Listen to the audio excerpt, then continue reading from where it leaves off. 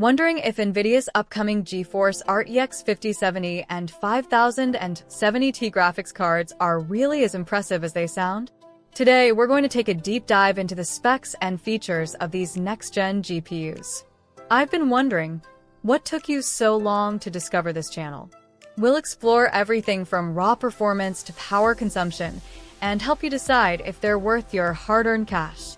By the end of this video, you'll have a clear idea of whether the RTX 5070 or 5070 Ti should be your next upgrade.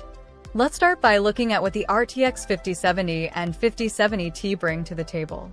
These cards are expected to be built on NVIDIA's brand new Blackwell architecture, promising major improvements in gaming performance, AI tasks, and productivity workloads. The RTX 5070 is said to come with 6,400 CUDA cores and 12 GB of GDDR7 memory running on a 192-bit memory bus, while the RTX 5070 Ti is rumored to feature 8,960 CUDA cores and 16 GB of GDDR7 memory on a 256-bit interface. With these specs, NVIDIA is aiming to boost the overall performance and efficiency of their mid-range offerings. If you're excited about these specs, don't forget to hit that like button and subscribe. It helps the channel a ton and ensures you get all the latest updates on upcoming tech. Now, let's dive into the real performance numbers. The RTX 5070's 6,400 CUDA cores are a significant step up from the previous RTX 4070, which had just 5,888 cores. This increase in cores should translate into better performance in graphically demanding games and professional applications, especially those involving 3D rendering and video editing.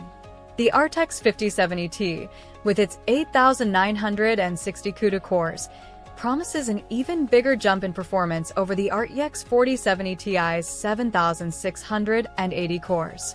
This would make the 5070 Ti a powerhouse for anyone looking to run the latest games at high settings, or take on computationally heavy tasks without breaking a sweat. The memory on both cards is another area where NVIDIA has made significant upgrades. GDDR7 memory is a big leap over the older GDDR6, offering higher bandwidth and better efficiency, which is crucial for gaming at higher resolutions and tackling complex tasks.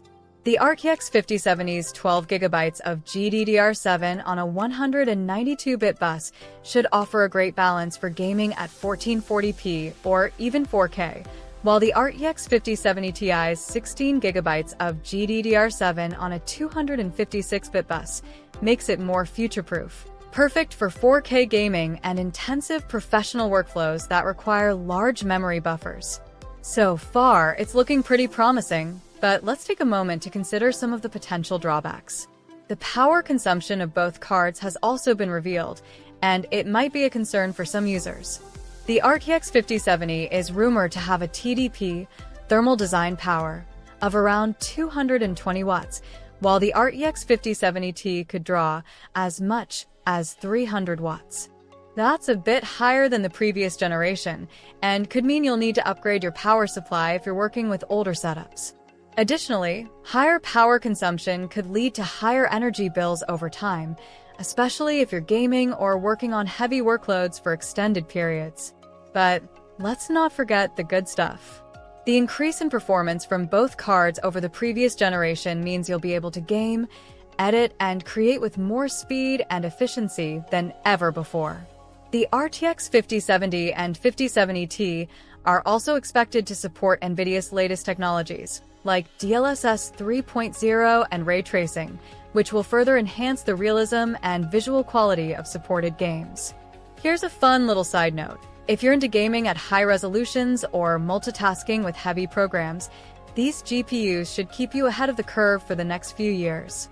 They'll likely perform well with demanding titles like Cyberpunk 2077, Starfield, and upcoming AAA releases. It's a great choice for anyone looking for a GPU that can handle next-gen gaming without breaking the bank. If you're enjoying this breakdown, smash that like button and make sure to subscribe for more tech updates and reviews. When it comes to comparing the RTX 5070 and 5070 Ti with other similar cards, we can see that the 5070 Ti has the edge over the regular 5070, with more CUDA cores, higher memory capacity, and better overall performance. But how do they stack up against other graphics cards currently on the market?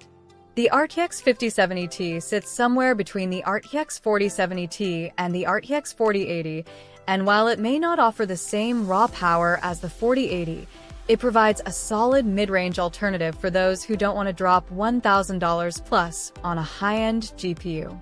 Compared to other competitors like AMD's Radeon RX 7800 XT or 7900 XT, NVIDIA's new offerings look pretty competitive, especially when you factor in NVIDIA's software stack, which includes things like NVIDIA Reflex, DLSS, and exclusive game optimizations. While AMD cards are solid performers too, NVIDIA's ecosystem often feels more polished, especially when it comes to ray tracing and AI-driven features. At the end of the day, these cards are likely to appeal to a wide variety of users. Whether you're a gamer who wants to experience the latest titles at 4K with ray tracing turned on, or a creative professional who needs the power for video editing, 3D modeling, or rendering, the RTX 5070 and 5070 Ti could be exactly what you're looking for. But who should consider buying one of these GPUs? If you're gaming at 1440p or 4K and want a GPU that can keep up with demanding titles for the next few years, either of these cards will do the trick. Creative professionals, like video editors or 3D designers, will also find the RTX 5070 Ti a great option for high-level workloads, thanks to its powerful architecture and large memory capacity. On the other hand, if you're only doing light gaming or office work, you might find the price tag a bit high for your needs. In summary, the RTX 5070 and 5070 Ti look like they'll be solid choices for anyone in need of strong performance without spending a fortune on the ultra-high-end models. These GPUs deliver the power needed for next-gen gaming and demanding creative tasks, while staying relatively affordable compared to their higher-tier counterparts. If you're in the market for a new GPU, keep an eye out for these models when they launch. And hey, if this review helped you out, be sure to like the video, subscribe to the channel, and leave a comment with any questions or thoughts you might have. We love hearing from you, and we'll keep bringing you more in-depth reviews of the latest tech as it drops.